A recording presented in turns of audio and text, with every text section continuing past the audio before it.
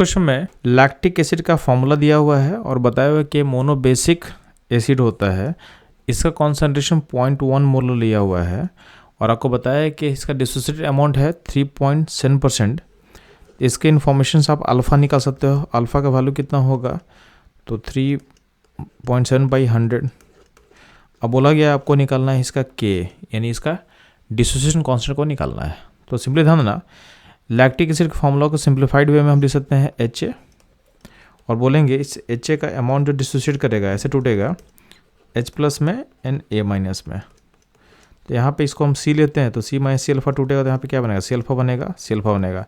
चूँकि अल्फा बहुत छोटा है तो इसको हम कर सकते हैं नेगलेक्ट, तो इसको हम C लिख सकते हैं। तो अल्टीमेटली इसका जो K लिखें, K क्या होगा, C alpha into C alpha divided by C। तो अल्टीमेटली C कैंसिल करके क्या होगा, K इक्वल टू क्या होगा, C अल्फा स्क्वायर।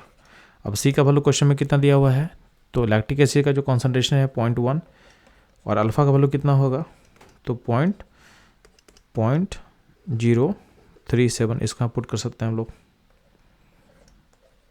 तो इसका स्क्वायर कर लेंगे, तो इसको आप लिख सकते हो 37 का स्क्वायर इंटू 10⁻⁻7।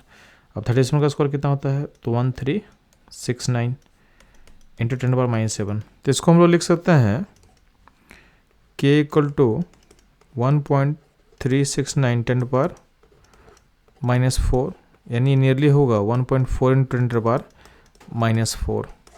तो हमारा जो K का वैल्यू होगा वो मैच करेगा हमारे ऑप्शन बी के साथ। तो ये था इस क्वेश्चन का की concept, analysis and solution. Move करता हूँ हम लोग नेक्स्ट क्वेश्चन पे।